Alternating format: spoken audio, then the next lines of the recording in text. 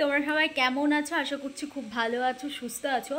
আজকে হচ্ছে জানুয়ারির 9 তারিখ, ভুল বললাম, আজকে জানুয়ারির 14 তারিখ। তো আজকে আছে পিকনিক, আর পিকনিক করতে তো যাবই। পাশে পিকনিক হচ্ছে, আমি উঠে স্নান করে পুজো করে নিয়েছি। দেখো, তার জন্য চন্দনের টিপটা কপালেই আছেই লেগে। তো যাব পিকনিকের টাকা দেওয়া হয়েছে, কিন্তু চাল, তেল, আলু এগুলো বাড়ি থেকে তুলছে, সেই সব দেওয়া হয়নি, সেইগুলো দিতেই যাব। জানি না আজকে 14 তারিখ ভিডিওটা তোমরা ঠিক কবে দেখতে পাবে। তো যেদিন পাবে সেদিন অবশ্যই চ্যানেলটিকে সাবস্ক্রাইব করে দিও। তো স্নান হয়ে গেছে, পুজো হয়ে গেছে, এবার কিছু ফল টল খাবো, দিয়ে যাব চাল টাল দিতে। চলো দেখতে থাকো ভিডিওটা।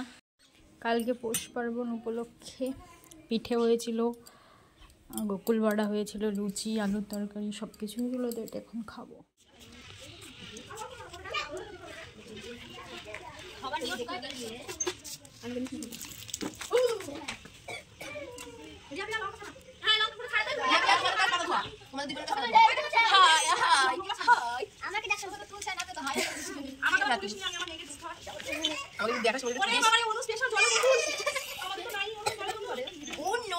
তখন দেখতেই পেলে সুনন্দা আর আমি দুজন মিলে চালটাকে ভালো করে ধুয়ে নিলাম। এখন চালটাকে হাঁড়িতে দিয়ে দিচ্ছি, সুনন্দা এদিকে আখায় জাল দিচ্ছে।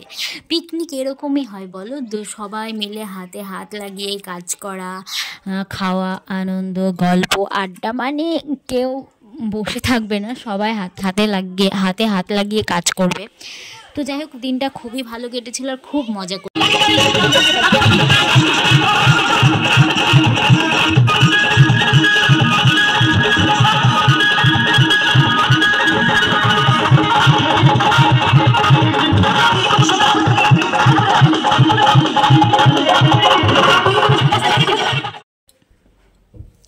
আমাদের ছোট্ট মামুনির নাচটা কেমন লাগলো বলো?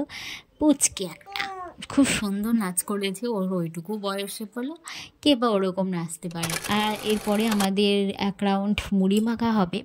আমি তো ওইটুকুই করলাম, তারপরে দিদি এদিকে সমস্ত কিছু রান্না করেছে, কিন্তু খুব টেস্টি রান্না করেছিল সেদিন।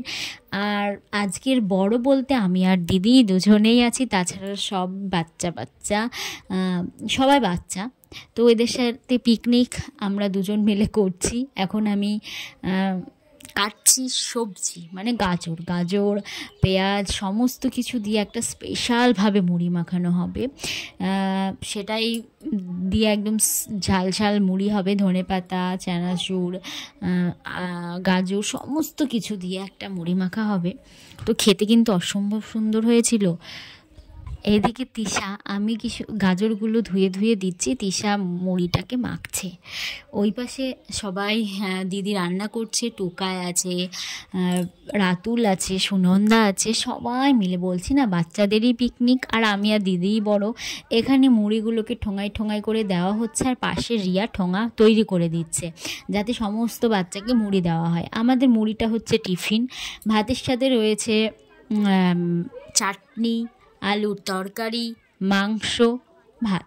সিম্পল বলো, মাংস পেলে কেউ কোনো বাচ্চা কি আর অন্য তরকারি সবজি কি খেতে চায়? বা আমি বিশেষ করে খেতে ভালো লাগে না মাংস থাকলে। তো সেই কারণে বেশি কিছু রান্না হয়নি, সাথে কিন্তু একটা মিষ্টিও ছিল, শেষে বলা হয়নি। তো যাই হোক, দিদি কিন্তু খুব সুন্দর চিকেন রান্না করেছিল সেদিন, হেব্বি সুন্দর করেছিল।